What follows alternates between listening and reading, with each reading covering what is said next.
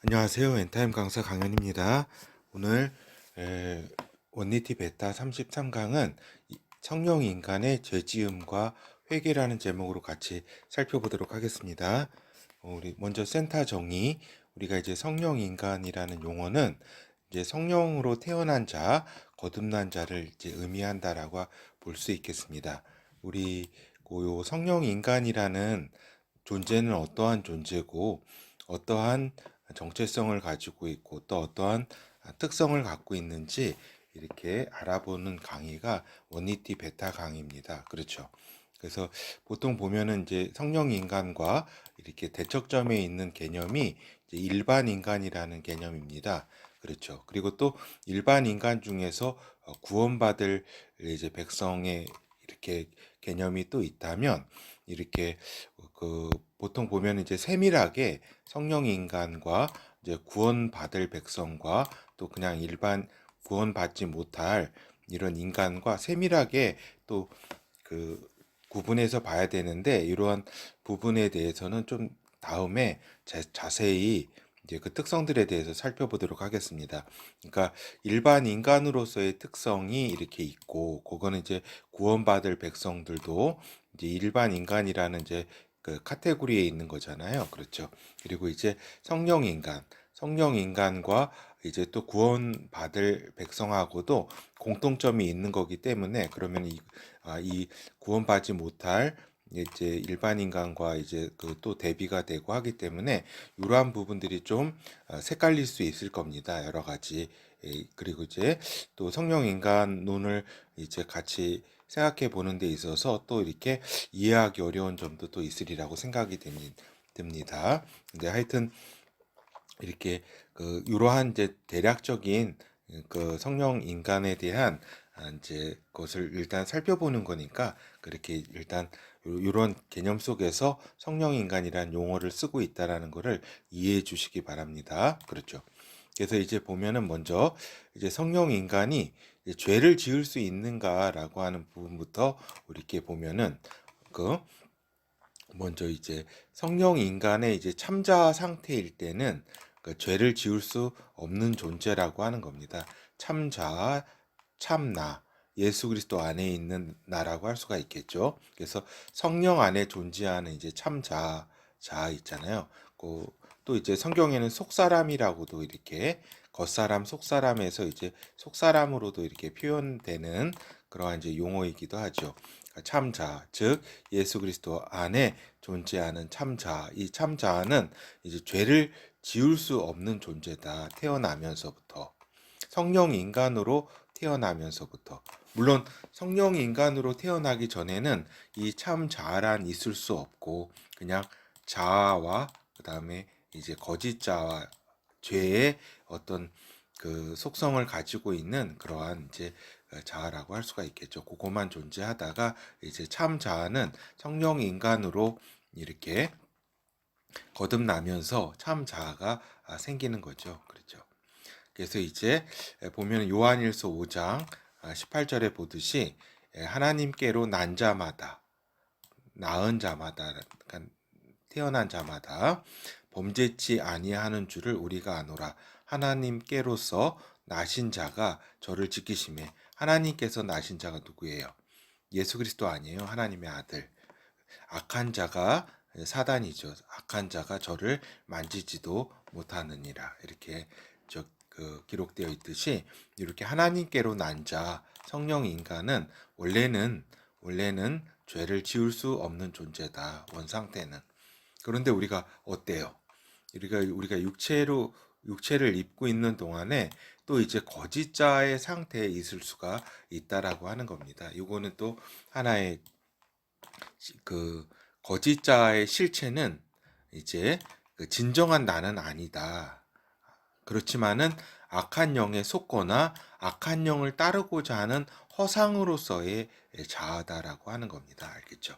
그러니까 허상으로서의 자아가 육체를 입는 동안에 그 우리의 그 겉을 우리의 그 속사람 참 나의 겉을 이렇게 또 허상으로 존재하기 때문에 우리가 또 죄를 지을 수 있는 존재라고 하는 겁니다. 그렇죠. 그래서 성령 인간일지라도, 그래서 이제 성령 인간일지라도 죄를 회개함으로 그 더러워진 흰 옷을 빨아야 된다라고 하는 거죠. 그래서 성령 인간은 아까도 방금 말씀드린 것처럼 참 자아가 더러워지는 것이 아니라 그 입고 있는 그 흰 옷, 그 영혼의 흰 옷이 더러워진다. 근데 이제 그냥 일반 인간 같은 경우에는 그렇지가 않죠. 그건 다음에 좀 설명드리고. 그래서 요한계시록 3장 4절에 그러나 사대의 그 옷을 더럽히지 아니한 자 몇 명이 내게 있어 흰 옷을 입고 나와 함께 다니리니 그들은 합당한 자인 영고라.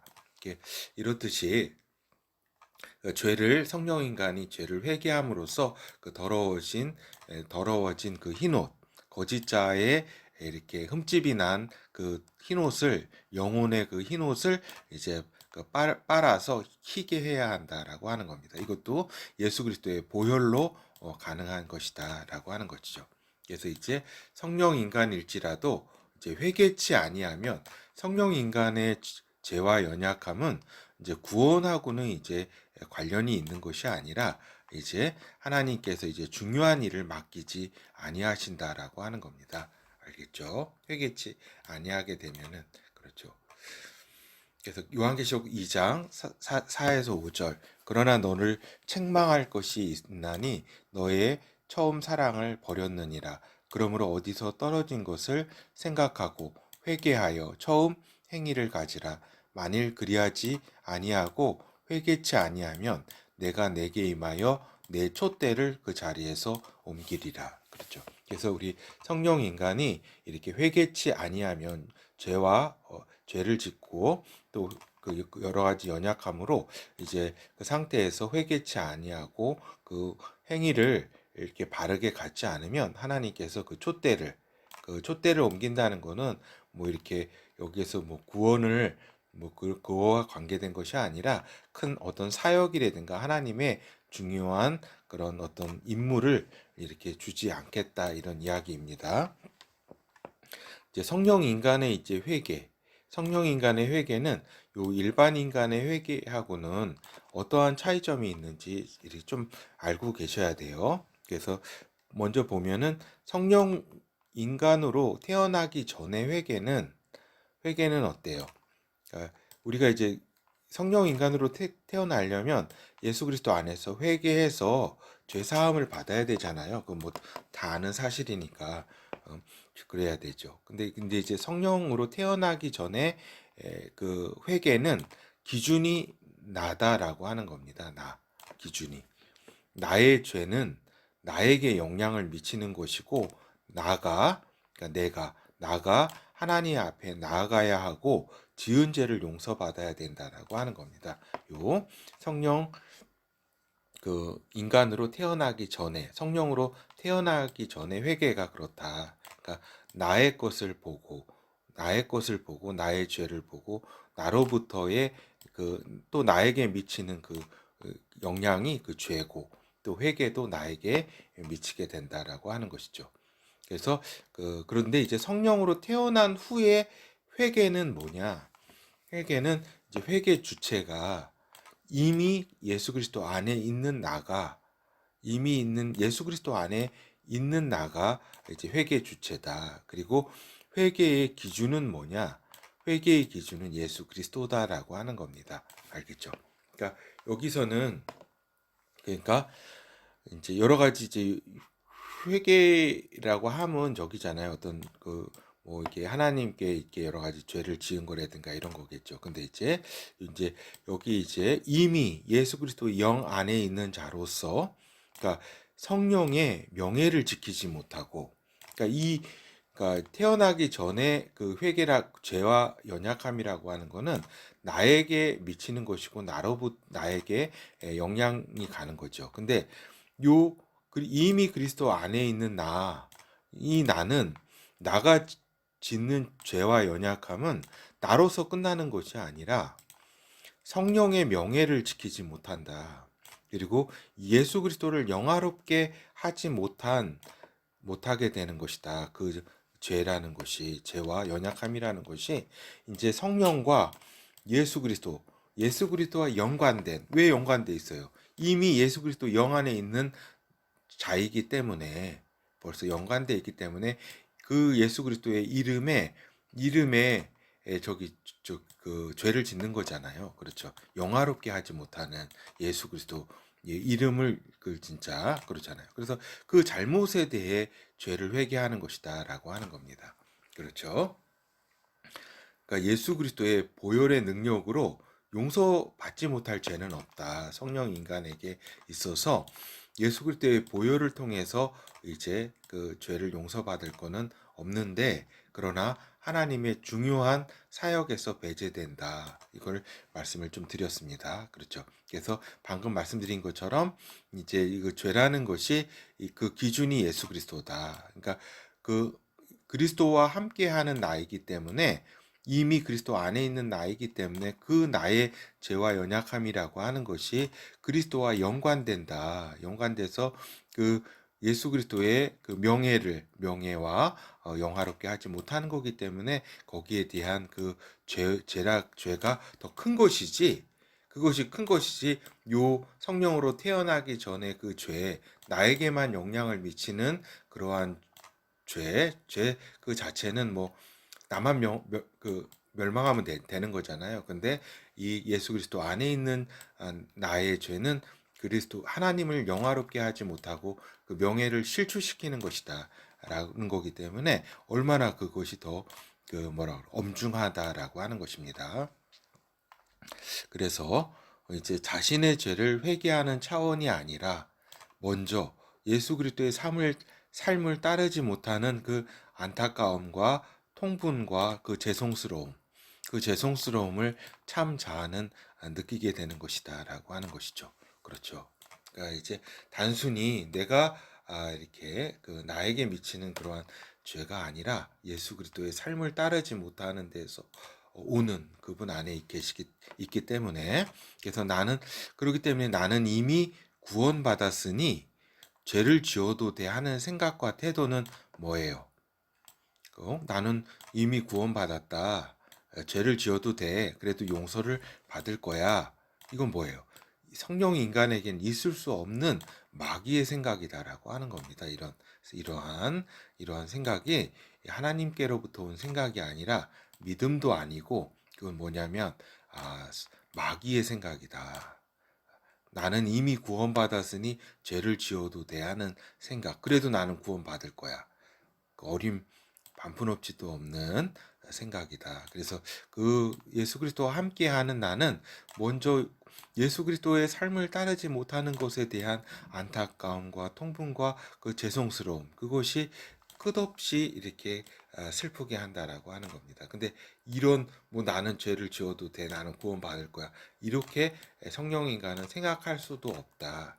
마귀의 생각이다 라고 하는 겁니다. 그래서 그리고 또 구원받을 백성, 성령 인간은 아니지만 이제 구원받을 백성, 그러니까 일반 인간의 구원의 확정은 언제 있다 그랬어요?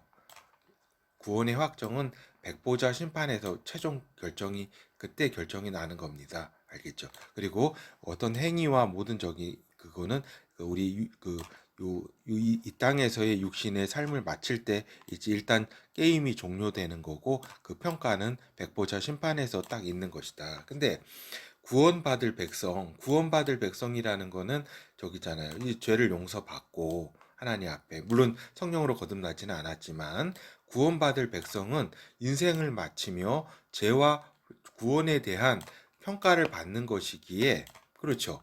이 구원받을 백성도 인생을 마치면서 죄와 구원에 대한 평가를 받는 것이기 때문에 이제 죄 용서 받았으니까 죄를 지어야 돼 하는 생각은 뭐예요? 구원을 받지 못하게 하는 마귀의 계략이다라고 하는 겁니다. 그렇죠. 그러니까 성령 인간에게도 죄를 지어도 돼 구원받았으니는 말도 안 되는 생각과 태도고, 또 구원받을 백성도 나는 그 죄사함을 받았기 때문에 회개했으니까, 죄사함을 받았으니까 죄를 지어도 돼 하는 생각은, 이거는 구원을 받지 못하게 하고자 하는 마귀의 계략이라는 것을 알고 있어야 된다라고 하는 겁니다. 여기에 많이 또 속고 있는 사람들이 있어요. 그렇죠? 그래서 이제 성령 인간은 성령 안에 있는 존재, 이미 하나된 성령과 하나된 존재이기 때문에 자녀들의 부모의 심정으로 성령께서 부모 아니에요. 아들들의 부모의 심정으로 죄와 연약함에 대해서 자녀들에 대한 죄와 연약함에 대해서 이제 안타까워하시고 우리보다도 더 또 의의 길에서 벗어나지 않도록 도우신다라고 하는 겁니다. 알겠죠?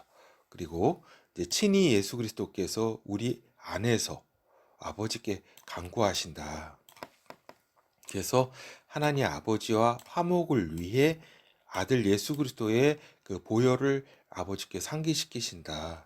내가 이를 위하여 이렇게 보혈을 이렇게 그 십자가를 짓지 아니하였나이까는 그 보혈을 아버지께 상기시킴으로써 또 아버지께서는 이 아들의 이 보혈을 상기하심으로써 우리 안에서 이제 우리가 이제 성령 인간이 하나님 아버지와 아들과 그 하나됨을 다시 누리게 되는 것이다. 하나됨을 이렇게 마음에 짐을 덜고 하나님 앞에 우리가 나아갈 수 있는 것이다라고 하는 겁니다.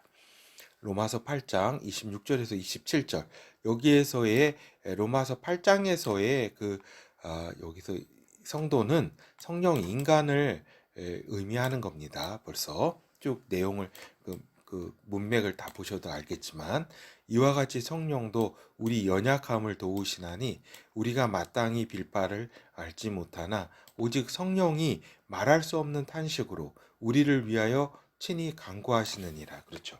그러니까 성령께서 모든 인간을 위해서 이렇게 막 다 이렇게 간구하시고 이런 건 아니에요. 알겠죠?